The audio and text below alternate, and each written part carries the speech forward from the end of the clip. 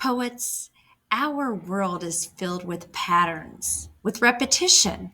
When I look around this classroom, I see patterns repeating. I see our sit spot, and then I see a blue chair and an office, then a space. Then I see a sit spot, a blue chair, an office, and a space. When I look toward my windows, I notice that at Elm Road, it goes window, window, window, wall, window, window, window, wall. Why am I thinking about patterns today? It's because I want to teach you today that poets repeat things. Poets use patterns. What do they repeat? Poets repeat words. Poets repeat lines. Poets repeat sounds. They do that to make their poetry musical and to make their meaning more clear. Listen to this poem and see if you hear some repetition. It's called Go Wind. Go wind, blow. Push wind, swoosh. Take things, make things fly. Ring things, swing things, fling things high.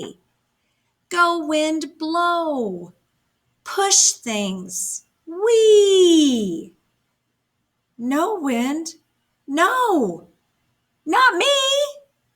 Not me. The poet Lillian Moore really used repetition to get her meaning across. As I read that poem, I felt like I was being pushed by the wind. She uses that repetition to make me feel like I'm outside on a windy day. When she says things like swing things, fling things, it makes me think I'm rocking back and forth. Now, how did she do this? I want you to take a closer look at her poem now and see what you notice. Your teacher will put the video on pause. Your teacher will reread the poem in her best voice, and then I'd like you to have a quick class conversation about these three things. How did Lillian Moore use repetition? Why did she make the decision she did? And was it effective? Poets, what did you notice? What did you talk about in your class? A few things that were mentioned in my class were this. Friends noticed that Go Wind Blow was repeated in the third stanza.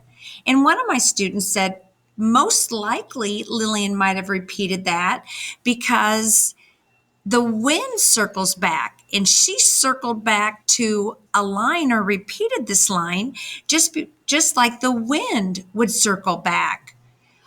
Somebody else noticed that high and fly sound kind of windy, but then we and not me sound even more windy. Some of you noticed that she used the word push, and it felt like you were actually being pushed by the wind. So we don't know for sure what Lillian was thinking, but she probably wrote her poem one way, and then she wrote it another when she thought of different words, lines, sounds, or images that could be repeated. She was trying to pop out the music and meaning of her poem. Lillian probably thought, how can I use repetition to show that the wind keeps coming back and keeps pushing things around? Lillian might have considered, if I write ring things and swing things, those words almost rock you back and forth. Poets today, you may want to consider going back to a poem you've already written and thinking about the meaning of your poem, what really matters. And is there a way you can repeat that line over and over to make your poem sound musical and to get your meaning across?